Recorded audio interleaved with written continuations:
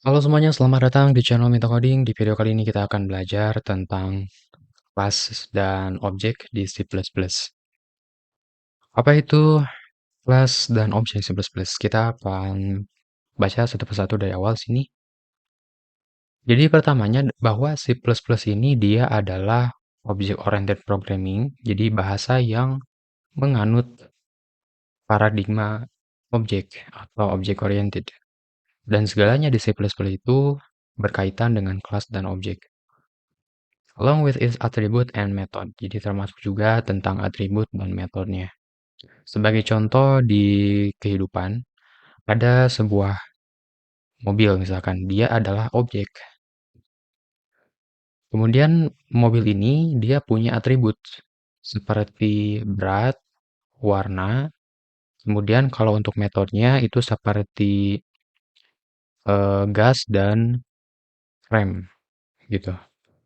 Kemudian atribut dan metode yang basicnya itu dia adalah variabel dan juga function. Jadi misalkan secara dasarnya bahwa atribut dan metode itu kalau di dalam programnya dia dalam bentuk variabel kalau atribut, tapi kalau metode dia adalah function berdasarkan kelasnya. Jadi sebuah kelas itu dia mempunyai variabel dan function, tapi tidak memiliki wajib keduanya. Misalkan kelas itu hanya mempunyai variabel ya boleh-boleh aja. Kelas tersebut hanya mempunyai function ya juga boleh-boleh aja gitu. Dan kemudian dua hal ini, variabel dan function, dia dirujuk sebagai anggota dari kelas. Class is a user-defined data type that we can use in our program and it works as an object constructor or a blueprint for creating object. Jadi kelas ini didefinisikan sebagai tipe data yang bisa kita gunakan dalam sebuah program, dalam program yang kita bikin.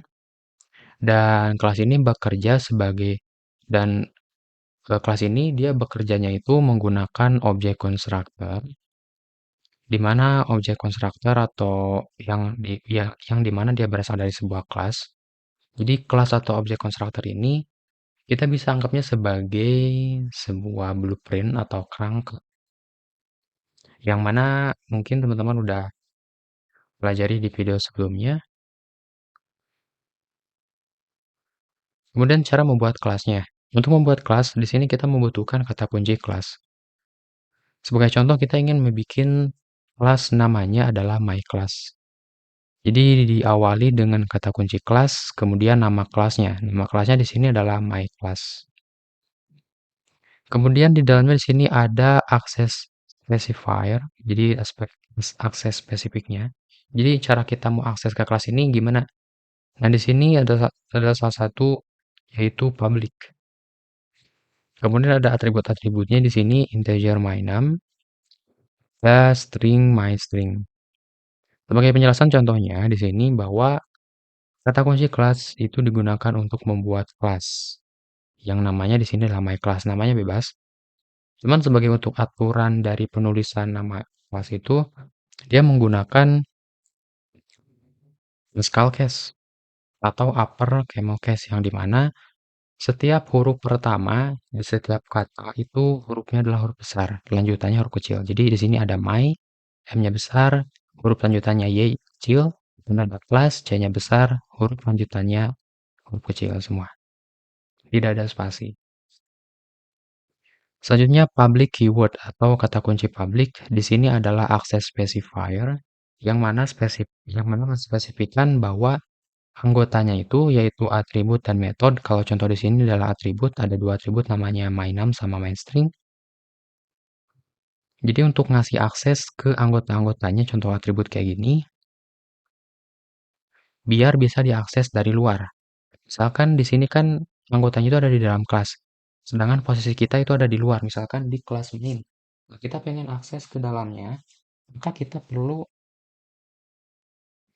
mendefinisikan bahwa anggota di sebuah kelas tersebut dia sebagai public biar bisa diakses dari luar. Kemudian detail penjelasan tentang my_num dan my_string. Ketika kita bikin deklarasi variabel di dalam kelas, maka variabel tersebut dianggap sebagai anggotanya dan untuk khusus variabel dia adalah atribut sebutannya. Kemudian yang terakhir bahwa akhir dari definisi kelas itu diakhiri dengan diakhiri dengan tanda semikolon atau titik koma. Di beberapa bahasa pemrograman itu tidak perlu menggunakan titik koma, cukup kurung kurawal saja. Cuman kalau di C++ di sini kita perlu titik koma atau semikolon. Selanjutnya cara bikin objek. Atau teman-teman kalau mau coba dulu boleh di sini misalkan teman-teman bisa copy compilernya, kita bikin di atas misalkan. Dan cara bikin objek. Di C++, cara bikin objek itu kita bisa bikin sama kayak pembuatan variabel. Karena kan myClass di sini dia adalah boolean, sama kayak posisi tipe data kayak integer, boolean gitu.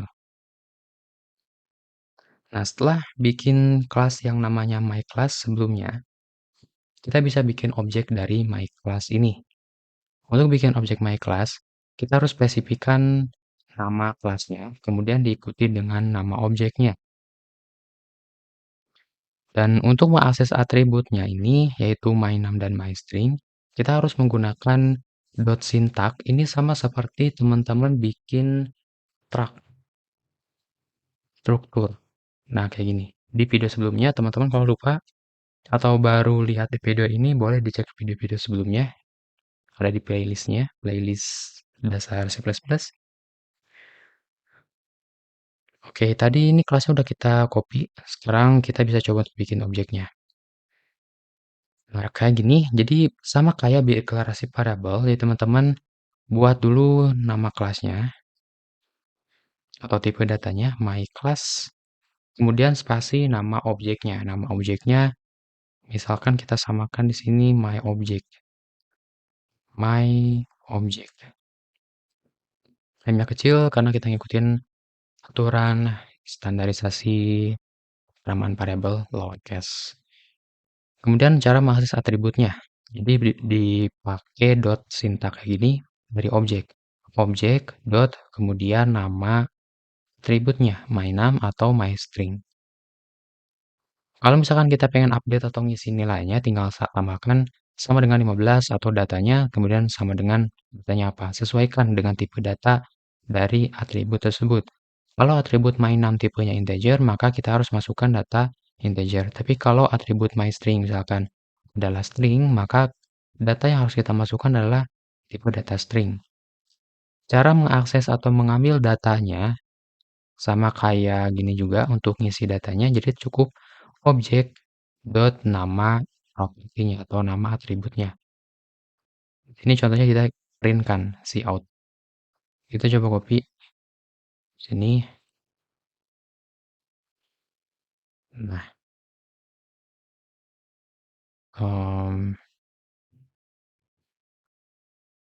coba running.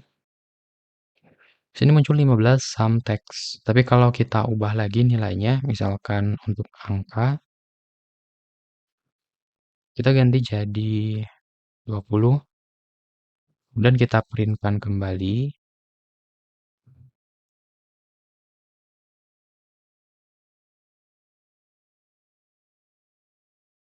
Maka akan berubah jadi 20 di update. Multiple object. Jadi kita juga bisa membuat beberapa objek berdasarkan satu kelas yang sama. Contoh kita bikin lagi di sini nama kelasnya Dakar, di mana dia memiliki atribut brand, model, kemudian tahun pembuatan. Nah, terus kita kalau misalnya mau bikin objek sama ya sebelumnya caranya, nama kelas, kemudian nama objeknya. Misalkan car, itu nama kelasnya, nama objeknya adalah car objek 1.